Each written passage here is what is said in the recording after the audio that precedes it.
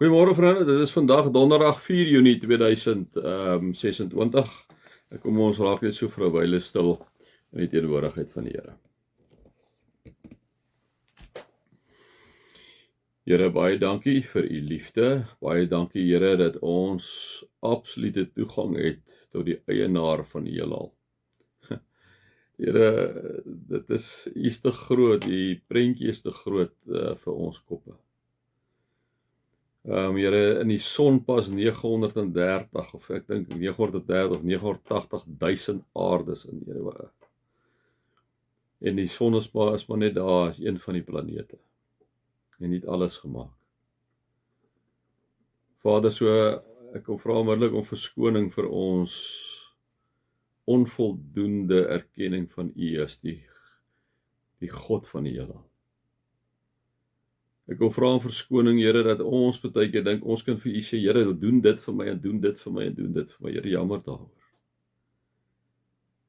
Maar bovenal dankie vir die onvoorwaardelike liefde vir ons, Here. Maak nie saak hoe ons droog maak en wat ons aanjaag nie. Hier het die Hebreërs skrywer waar ons ook sien waar U die nuwe verbond ingestel het, omdat die ou verbond ons sommer net ondergegaan het in die ou verbond. Dankie vir U liefde. Amen. Dit mag daar vir julle genade en vrede en oorvloed wees, omdat julle God ken, Jesus ken, en die Heilige Gees ken. Ja, nou is ons by Hebreërs 9. Nou, ek moet te veel sê, ek weet nie wie van julle lees dit altyd so nie. So, nou onthou nou, ons het gepraat van die ou verbond en die nuwe verbond. Christus is die nuwe verbond. Nou kom pak die Hebreërs skrywer het vir sy gehoorheid. Onthou nou, ons sit met Jode wat die Judaïsme aangehang het, wat tot bekering gekom het, wat kinders van die Here geword het, en dan 'n klomp ander mense. Hulle wil teruggaan na die ou verbond toe, omdat hulle swaar kry, en liewe vriende, hulle word vervolg, hulle raak moedeloos, en nou skryf die Hebreërs skrywer vir hulle, en nou staan hierso, die eerste verbond, nou kom sê die skrywer, maar net vir hierdie gehoor, kom ek sê, en hy sê nie vir hulle goed wat hulle nie weet nie, dis goed wat hulle weet, maar hy kom stel dit teenoor mekaar, die eerste verbond teenoor die tweede verbond. Nou kan hy, ek moet sê die eerste verbond het voorskrifte vir die erediens gehad en ook 'n aardse heiligdom.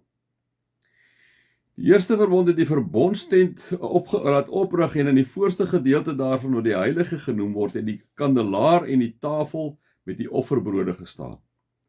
Agter die tweede voorhangsel was die gedeelte wat die allerheiligste genoem word. So heilige allerheiligste. Dan kom pak hy al die goed uit. Hy sê daarin, hierdie allerheiligste was die goue wierookaltaar en die verbondsark wat in sy geheel met goud oorgetrek was.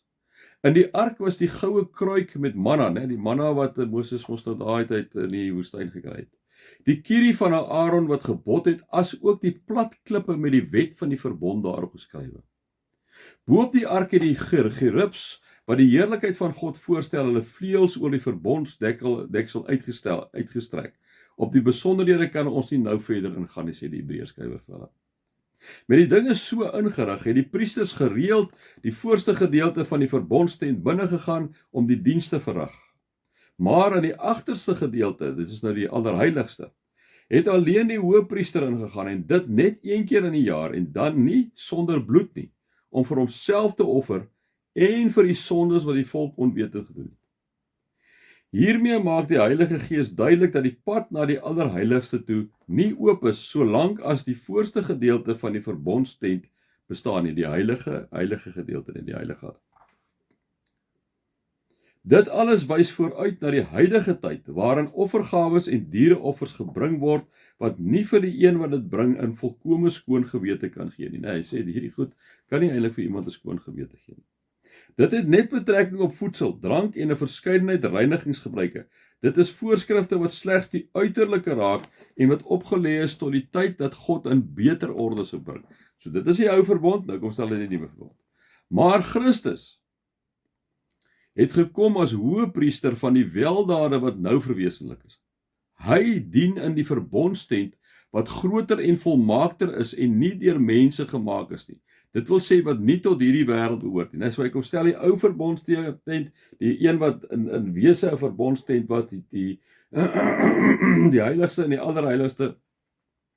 En hy kom sê maar net, hoorie so, hy het nou hy plek ingeneem.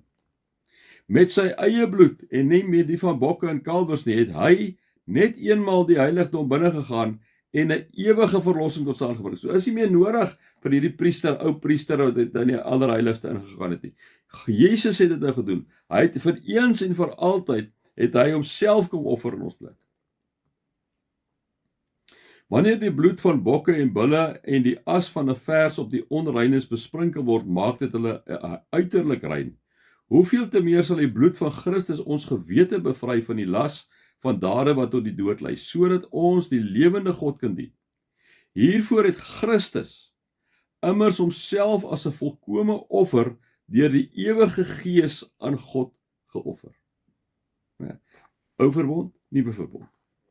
Daarom is hy ook die middelaar van 'n nuwe verbond. Sy dood het plaasgevind om mense te verlos van die oortredinge van wat onder die eerste verbond begaan is, sodat die wat geroep is die beloofde ewige erfenis kan ontvang. Dan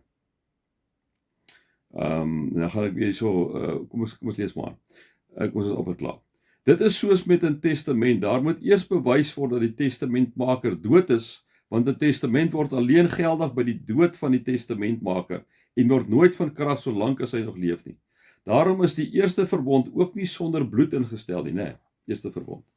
Nadat Moses al die gebooie van die wet van die hele wet oorgedra het, het hy bloed van kalwers en bokke saam met water geneem en met rooi wol en hysop die wetboek self, sowel as die hele volk besprinkel en gesê: dit is die bloed van die verbond wat God vir julle ingestel het.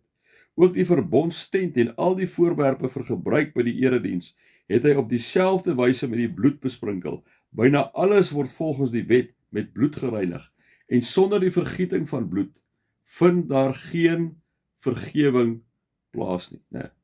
En dan gaan ons dan môre praat oor Jesus, die volkome offer. Maar dit is ook in die Ou Testament, die Ou Verbond, kon jy glad nie vir versoening vir sondes kry as dit gepaard gegaan het met die slagting van 'n offerdier om in jou plek in jou plek geoffer te word nie.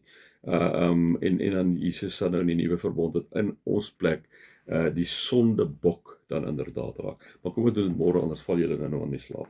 Maar ek dink dit is tog belangrik dat ons hierdie stukkie so lees, want ou lees dit nie altyd in die jaarloop net so reg behoor het. Mag julle God se liefde ervaar, sy genade en sy teenwoordigheid. Amen.